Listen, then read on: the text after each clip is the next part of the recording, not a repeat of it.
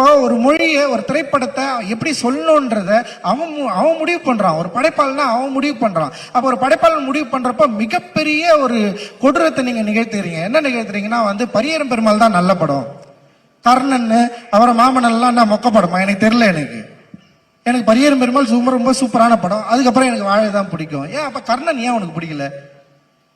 ஏன்னா அவன் திருப்பி அடிக்கிறான், திருப்பி அடிச்சா உனக்கு பிடிக்காதா? ஏன் எந்த ஜாதியில விளிம்பு நிலையில் எல்லாம் இருக்கிறான்? ஐயர்ல சாப்பாட்டுக்கு இல்லாத 1000 பேருக்கு நம்மளால காட்ட முடியும். சாப்பாட்டுக்கு அன்றாட சாப்பாட்டுக்கு வழி இல்லாத ஐயருக்கு எத்தனையோ பேர் இருக்கிறான். அன்றாட சாப்பாட்டுக்கு வழி இல்லாத செட்டியார் இருக்கிறான், கவுண்டர் இருக்கிறான், முதலியார் இருக்கிறான். எல்லா ஜாதியிலையும் வறுமையில் இருக்கிறவன் இருக்கிறான். வறுமை இவங்களுக்கு மட்டுமே சொத்துங்கிற மாதிரி இவங்க பேசுறாங்க. உனக்கு மட்டுமே இல்லடா, எல்லாரும் வறுமையில் இருக்கிறாங்க. இப்போ எங்க அப்பா கைவண்டி இழுத்துட்டு இருந்தார் 40 வருஷத்துக்கு முன்னால. எங்க அப்பா இறந்துட்டாங்க. அதுக்கப்புறம் நான் படித்து முடித்தேன், தொழிலுக்கு வந்தேன். இந்த 40 வருஷத்துக்கு முன்னாலேயும் நான் இதே சமுதாயத்தை சேர்ந்தவனை தான் இருந்தேன். ஆனால் அன்றைக்கி என்னை எவனும் மதிக்கலை.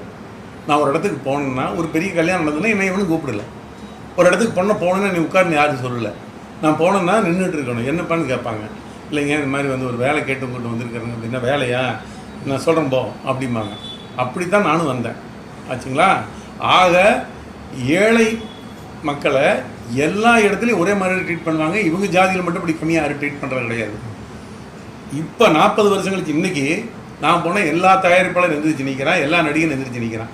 ஏன்? என்கிட்ட பணம் இருக்குது. நான் இந்த சமுதாயத்தை சேர்ந்தவங்கிறதுனால எனக்கு மரியாதை கிடையாது. எனக்கு அப்போ என்கிட்ட ஒரு 200 ரூபா பணம் இருக்குது. நான் என் பையனுக்கு பொண்ணு எடுக்கணும்.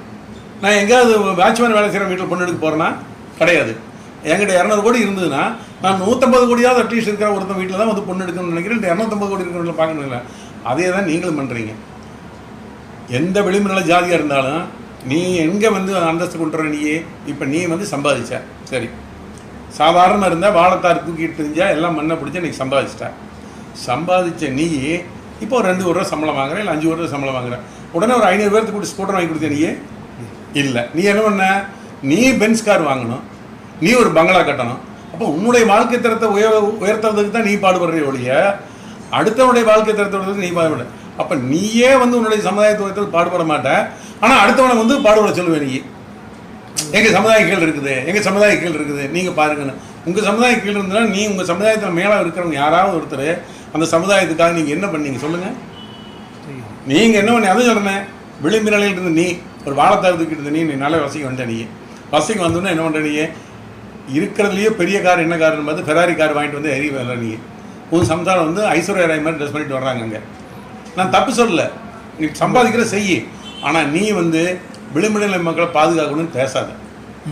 உயருக்கு ஏதாவது செய்ய முடிஞ்சா செய்யணுன்ற வேலைப்பாரு.